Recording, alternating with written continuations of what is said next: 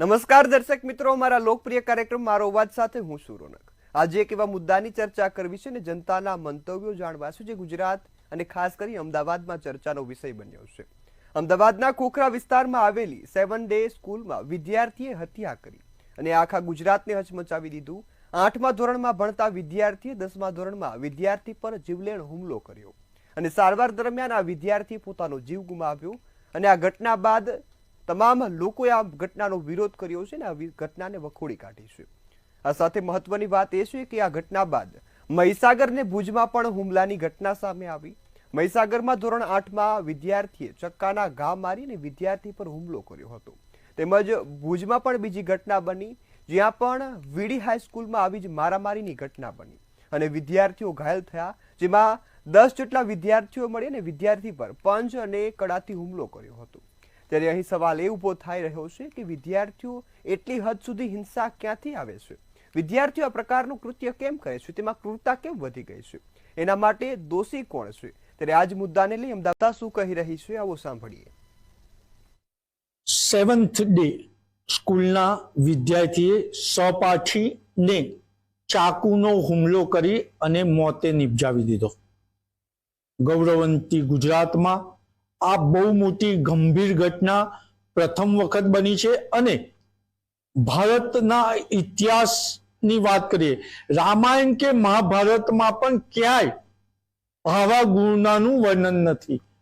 ત્યારે ગુજરાત સરકારના શિક્ષણ મંત્રીએ શાળાને તાકીદ કરી છે કે આવી માનસિક વિકૃતિ બાળકોમાં કેમ આવે છે એ શિક્ષકોએ જોવું જોઈએ. પરંતુ સવાલ, આ જે કૃત્ય થયું છે, આ જે ઘટના થઈ છે, એ સમાજને હચમચાવી દે. સમાજ માટે પણ આ ગંભીર પ્રશ્ન છે. આપણે પ્રથમ એક શિક્ષિકા એટલે પ્રોફેસર મેડમ સાથે વાત કરીશું. બેન, શું કહેશો? ભારતની સંસ્કૃતિમાં આ ઘટના પહેલી વાર કહેવાય કે કુમળા વયની બાળકે કોઈનું મૃત્યુ કર્યું હોય. ખરેખર આ આપણા સંસ્કૃતિમાં નથી અને આ ઘટના બહુ જ ક્રિટિકલ કહેવાય કે આપણા આટલી નાની ઉંમરના છોકરાઓ હોય આવી હદ સુધી વિચારી શકે.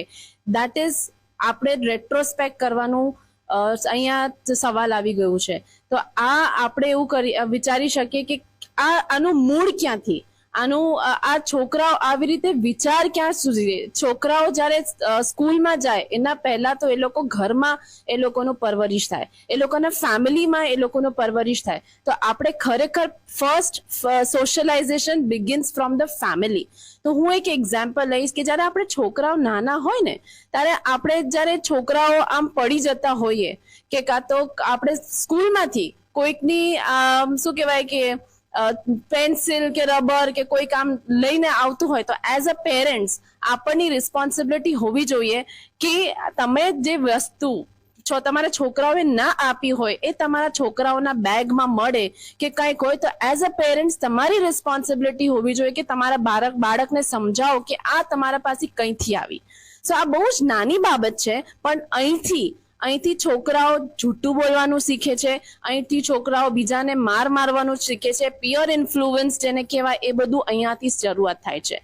એટલે ઇટ સ્ટાર્ટ્સ ફ્રોમ ફેમિલી અને દેન પછી શિક્ષિકાઓ છોકરાઓ જ્યારે 6 વર્ષના થાય, 6.5 વર્ષના ત્યારે આપણે સ્કૂલમાં પ્રવેશ આપવામાં આવે છે. તો હવે શિક્ષકો પાસે બી રિસ્પોન્સિબિલિટી તો ખરી, પણ સૌથી પહેલા તો વાલીઓની, ઘરવાળાની જિમ્મેદારી. એવું ઘરમાં એને જોયું હશે અથવા તો ઘરની આજુબાજુ એને એવું કશું જોયું હશે, યા તો ફિર સોશિયલ મીડિયા છે એની પર એને એવું કશું જોયું હશે જેના લીધે એના મનમાં બી એવું આવ્યું કે આટલા નાના ઝઘડા પર એને ડાયરેક્ટ ચાકુ મારી દીધો. એટલે એ છોકરાની મેન્ટાલિટી બી કેવી હશે કે એને મતલબ નાનપણથી યા ફિર નાનપણ બી નહીં પણ એને એ ટાઈપનું એને જોયું હશે એના સરાઉન્ડિંગમાં, એના ઘરે, તો એ પ્રકારે એને એવું કર્યું હશે. તો મતલબ પહેલી વાત તો એને પેરેન્ટ્સે ધ્યાન રાખવું જોઈએ કે છોકરો શું જોવે છે, શું કરે છે, મતલબ કેવા સરાઉન્ડિંગ્સમાં કોની જોડે રહે છે, એના પોઈન્ટ ઓફ વ્યૂ શું છે, એ બધાને ધ્યાન. એ ફર્સ્ટ ઓફ ઓલ મેમે જો કીધું પેરેન્ટ્સ નો રોલ ફર્સ્ટ છે. શરૂઆત આપણે અગર કરીએ તો બાળકે ઘરમાં જે જોયું હોય યા તો પછી એના સરાઉન્ડિંગ્સમાં જોયું હોય એ આવે. બીજું કે કેવી સંગતમાં રહે છે બાળક, કોની સંગત કરે છે, કેવા મતલબ એના ફ્રેન્ડ્સ કઈ ટાઈપના છે, એ લોકો કેવું વિચારે છે, એ લોકો પોતાની ફિલિંગ્સ એક્સપ્રેસ કરી શકે છે, તો બાળક એનું એ જ શીખશે કે અગર હું મારો આ વાત કોઈને કહીશ તો કોઈ મને સામેથી બોલશે તો બીજી વારે વાત કહે નહીં. તો એક વસ્તુ એ છે મારા મતે કે અગર તમારું બાળક કંઈ કહે છે તો એને એક્સેપ્ટ કરો કે હા આવું થયું તારી સાથે, તો એ બીજી વાર તમારે કહેતા ગભરાશે નહીં. એટલું શાળા ને શિક્ષકો કંઈ ના કરી શકે. જો તમે આ બિહેવિયર સ્કૂલમાં કે બાળકોના બેગ ચેક કરાવો, એમના પર વધારે પર ભાર આપો, તો એમની એક માનસિકતા પર અસર થશે કે અમે શું ગુનેગાર છે તો અમારી સાથે આવું વર્તન થઈ રહ્યું છે. અને એક શાળા સાથે એક સમાજમાં જે પ્રમાણેનું ફિલ્મો ને ઓટીટી પર પ્રસારણ થઈ રહ્યું છે ફિલ્મોનું, કે જેમાં વાયલેન્સ અને વાયોલેન્ટ કેરેક્ટરને વધારે ગ્લોરીફાઈ કરી રહ્યા છે. તો મે બી એક આપણે એવું કરી શકીએ કે સરકારશ્રીએ આ વસ્તુ પર રિસ્ટ્રિક્શન કરવું જોઈએ કે તમે રૂલ્સ લાવવા જોઈએ કે તમે વાયલન્સ પર તમે કેટલું બતાવી શકો, કેટલું ના બતાવી શકો, જેથી કે કુમળા વયની બાળકોની માનસિકતા પર અસર ના થાય. જનરલી નાના છોકરાઓ છે એ કોઈ પણ કાર્ય કરે તો એ ક્યાંથી શીખતા હોય છે? એ એના આજુબાજુના વાતાવરણ પરથી, આજુબાજુનું જોઈને, અને ઘરમાં એમનું માતા પિતાનું એ બાળક સાથે કેવું વર્તન છે એના ઉપર ડિપેન્ડ કરે છે. એટલે બાળક શું જોવે છે એના ઉપર મેટર કરે છે. અને ત્યારબાદ અત્યારની આપણા દેશમાં જે પ્રકારની મૂવીઝ ચાલે છે જેમાં ખૂબ વાયલન્સ બતાવવામાં આવે છે, એટલે બાળકને આ બધું કરવું એક સહજ લાગે છે કે ભાઈ આપણે કરી શકીએ છીએ. છોકરાઓની બી ભૂલ નથી જેટલી એમના એન્વાયરમેન્ટની ભૂલ છે. અગર એન્વાયરમેન્ટને જોવા જઈએ તો આનો એક ઉપાય એ હોઈ શકે કે આપણે કાઉન્સેલિંગ પ્રમોટ કરવી જોઈએ. Being a social worker, I think કે સ્કૂલ સોશિયલ વર્કિંગની જે પ્રેક્ટિસ હોય છે એ બધી સ્કૂલને એડોપ્ટ કરવી જોઈએ. જેમ કે સ્કૂલમાં એ લોકો કાઉન્સેલિંગને પ્રમોટ કરશે કે એમનું માઇન્ડસેટ કે એ લોકો શું વિચારે છે એ એમને ખબર પડશે, તો એક ટીચરને કહેશે અને કોઈ ટીચર છે એમને ગાઈડ કરશે આગળ. તો અગર એ પર્સપેક્ટિવ શેર થશે ત્યારે જ એનો આઉટકમ એક સારો કે એમને ગાઈડ કરશે કોઈ. તો આઈ થિંક કે કાઉન્સેલિંગ શુડ બી પ્રમોટેડ. જવાબદાર નથી આમાં એનું જે ફ્રેન્ડ સર્કલ છે, કયા પ્રકારનું કન્ટેન્ટ જોઈ રહ્યો છે. જેમ કે હમણાં બોલિવૂડમાં ઓટીટીમાં હિંસક ફિલ્મોનું વધારે છે, જેમ કે એનિમલ છે, મિર્ઝાપુર, એમાંથી લોકો વધારે ઇન્ફ્લુઅન્સ થઈ રહ્યા છે. અને જેમ આગળ બધાએ વાત કરી કે જેમ કે વાયલેન્ટ વિડીયો ગેમ્સ, પબજી છે, સીઓડી છે, એના પૂરતું આ બધે ઘણા બધા કેસ વધી રહ્યા છે. જેમ કે કિસ્સો એવો આવેલો કે એક છોકરા આખી ફેમિલીને જ ગેમ રમવાની ના પાડી, આખી ફેમિલીને જ સર્ફ કરી દીધી. એમાં મેઇન કારણ એનું કે કયા ટાઈપનું કન્ટેન્ટ જોઈ રહ્યો છે, કેવું એનું ફ્રેન્ડ સર્કલ છે, એ બધું પેરેન્ટ્સને તો જોવું જ જોઈએ. અને એકચ્યુઅલી એનું જે સરાઉન્ડિંગ કેવું છે એ પણ જોવું જ જોઈએ મારા હિસાબથી. આપણે અન્ય વિદ્યાર્થીને પૂછી લઈએ, ગંભીર સમસ્યા સમાજ માટે શું કહેશો? આમાં જેમ કે ખરેખર બધાએ કીધું કે વિદ્યાર્થી સિવાય એના પરિવારજનોની અને બીજા એના જે ફ્રેન્ડ્સ હોય છે, તો પેરેન્ટ્સને ઇક્વલી ઇન્વોલ્વ રહેવું જરૂરી છે.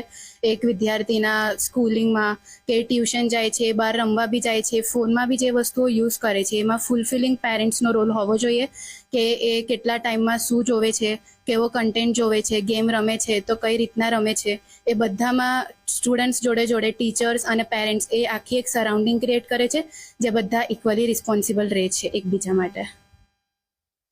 આ હતા સોશિયલ વર્કના પ્રોફેસર અને વિદ્યાર્થીઓના મંતવ્ય. ખરેખર ભારતીય સંસ્કૃતિમાં તો રામાયણ, મહાભારત અને ગીતામાં તમામ સમસ્યાનું સમાધાન છે. અને મહાભારત, રામાયણમાં તમે જુઓ તો દરેક ગુના થયા વર્તમાન કાળમાં થઈ રહ્યા છે તે ક્યાંક ને ક્યાંક વેદ વ્યાસજી દ્વારા લખવામાં આવ્યા છે. પરંતુ રામાયણ કે મહાભારતમાં ક્યાંય જગ્યાએ નાના બાળકે અન્ય નાના બાળકની હત્યા કરી હોય એવું નથી. આની પાછળ જવાબદાર ઠેરવી શકાય તો ભારતની સંસ્કૃતિ પર જે હુમલો કરી રહી છે વેસ્ટર્ન કલ્ચર, વિદેશી કલ્ચર જે ભારતીય સંસ્કૃતિ પર હુમલા કરી રહી છે, એને જવાબદાર કહી શકાય ને. જે એક વડોદરાની સાચી ઘટના છે કે એક નાનો વિદ્યાર્થી, સાયન્સનો સ્ટુડન્ટ ગેમ રમતો તો એને ઘરમાંથી 27,500 રૂપિયાની ચોરી કરી અને એ ગેમ પાછળ રમ્યા અને એ છોકરો ડિપ્રેશનમાંથી બચી ગયો. કારણ એના માતા પિતાએ તેની જોડે સંતાન નહીં પરંતુ એક મિત્ર ભાવ રાખ્યો હતો, એટલે એને પોતાની વાત, પોતાની વ્યથા માતા પિતાને કહી હતી. એટલે ભારતીય સમાજે હવે જાગી જવાની જરૂર છે, નહીં તો ક્યાંક ને ક્યાંક ભારતીય સંસ્કૃતિની સાથે સાથે ભારતનું ભવિષ્ય પણ અવળા રસ્તે જતું રહેશે. કેમેરામેન મિલિંદ મેલે સાથે નિલેશ બ્રહ્મભટ્ટ, મંતવ્ય ન્યૂઝ, વડોદરા. જ્યારે સુરતની જનતા આ મુદ્દે શું કહી રહી છે, આવો સાંભળીએ. મંગળવારે 7 ડેઝ શાળાની અંદર એક વિદ્યાર્થીએ તેના સહપાઠીને જે છે તે તીક્ષ્ણ હથિયાર મારીને મોતને ઘાટ ઉતાર્યો હતો. તો બીજી તરફ વાત કરીએ મહીસાગરની, તો મહીસાગરમાં પણ વિદ્યાર્થીએ બીજા વિદ્યાર્થીને ચપ્પુના ઘા મારીને ગંભીર ઇજાઓ પહોંચાડી હતી. ત્યારે આજકાલ જે કહી શકાય કે શાળાની અંદર વિદ્યાર્થીઓ જે છે તે ક્યાંક ને ક્યાંક ઉગ્ર થઈને તેના સહપાઠી તેમજ તેની સાથે ભણતા વિદ્યાર્થીઓ ઉપર હુમલાઓ કરી રહ્યા છે. ક્યાંક ને ક્યાંક આ જે માનસિકતા જે છે તે કઈ હદે જઈ રહી છે, ત્યારે આ જ મુદ્દે આપણી સાથે હાલ અત્યારે વિદ્યાર્થીઓ તેમજ શિક્ષકગણ છે તેઓ સાથે આપણે વાત કરવાનો પ્રયત્ન કરીશું. સૌપ્રથમ હાલ અત્યારે જે અહીં શિક્ષકો છે તેઓ સાથે વાત કરવાનો પ્રયત્ન કરીશું. શું નામ છે આપનું? જરીવાલા. મેમ, શું લાગી રહ્યું છે આ હાલ અત્યારે જે વિદ્યાર્થી ઉપર જે હુમલાઓ કરી રહ્યા છે, આ માનસિક સ્થિતિ ક્યાં સુધી પહોંચી છે? અત્યારનું જનરેશન એટલું બધું એવું છે કે કોમ્પિટિશન્સ બહુ વધી ગઈ છે, એના લીધે આ બધું થાય છે. બટ અહીંયા અમે લોકો, અમારી જે એડમિનિસ્ટ્રેશન ટીમ છે એટલી સ્ટ્રોંગ છે કે કશે બી કંઈક આવો પ્રોબ્લેમ આવે છે તો તરત ક્લિક થઈ જાય છે. તો આ એક ઇમ્પોર્ટન્ટ પાર્ટ છે કે હોસ્ટેલના સ્ટુડન્ટ્સનું અમે પહેલેથી આ વસ્તુની કેરફુલી કેર કરીએ છીએ. જી ચોક્કસથી. અન્ય શિક્ષક છે, શું નામ છે આપનું? દર્શનભાઈ ઓનસી. દર્શનભાઈ, કહી શકાય કે આ જે બાળકો જે છે તે હાલ અત્યારે ક્યાંક ને ક્યાંક હાવી થઈ રહ્યા છે, ગુસ્સામાં આવીને એક બીજા ઉપર હુમલાઓ કરી રહ્યા છે, તો બીજી તરફ શાળાની અંદર જ આવા હથિયારો લાવવામાં આવી રહ્યા છે. શું લાગી રહ્યું છે તમને?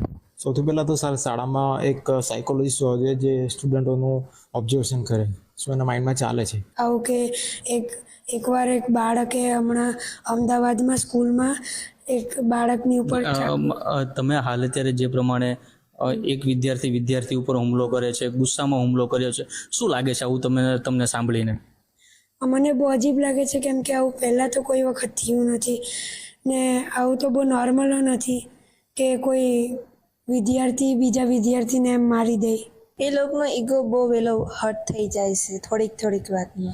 મારું એવું જ કહેવું છે, કારણ કે અગર ગુસ્સો આવે તો આપણે કોઈને કહી જોઈએ, આપણા મમ્મી પપ્પા, टीचर्स या तो कोई मोटा दिन बात કરીને चौकस कर लेવું જોઈએ. मेरे को लगता है कि उसको अपने माइंड पे कंट्रोल करना चाहिए था ताकि वो अपना थोड़ा गुस्सा कंट्रोल कर सके. किसी को मारना नहीं चाहिए था.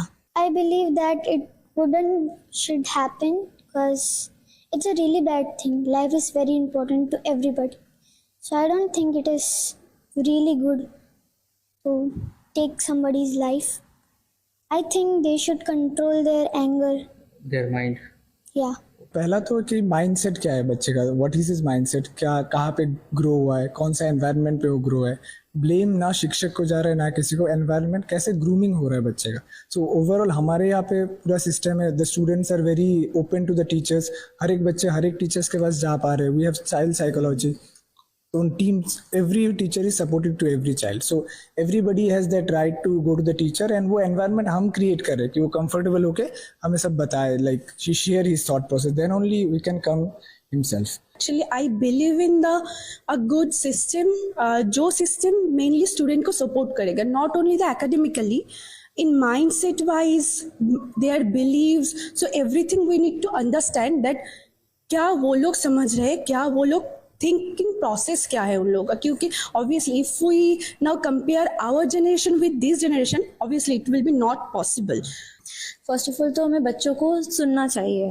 बच्चों को हम सुनेंगे तो वो हमारे पास आकर के बोलेंगे. आजकल पेरेंट्स या फिर कुछ भी, हमें बच्चों को कम से कम एटलीस्ट टाइम देना चाहिए कि वो हमारे पास आके चीज़ें शेयर कर सके. जब तक हम उन्हें सुनेंगे नहीं, तब तक वो हमारे पास आएंगे नहीं. हमें उनको हम फ़ोन चला रहे हैं, हाँ बोलो क्या हुआ, नहीं. वी हैव टू बी हमें अपना पर्सनल टाइम निकाल के उनके पास बैठना है, उन्हें सुनना है, समझना है और उन्हें सही गाइडलाइन देनी है.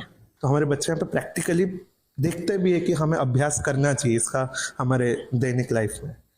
જી ચોક્કસથી કહી શકાય કે હાલ જે આજે શિક્ષકો છે તેમજ બાળકો જે છે તેઓ પણ ક્યાંક ને ક્યાંક પોતાના મંતવ્ય રજૂ કરી રહ્યા હતા. તો બીજી તરફ હાલ અત્યારે આ શાળાની અંદર જે છે તે ગીતાના પાઠો ભણાવવામાં આવી રહ્યા છે, ત્યારે શિક્ષક પણ કહી રહ્યા છે કે ક્યાંક ને ક્યાંક બાળકને આધ્યાત્મિક તરફ પણ વાળવું ખૂબ જ જરૂરી છે. અક્ષય મકવાણા, મંતવ્ય ન્યૂઝ, સુરત. હાલ મારો અવાજમાં બસ આટલું જ. વધુ સમાચારોની અપડેટ માટે જોતા રહો મંતવ્ય ન્યૂઝ. નમસ્કાર.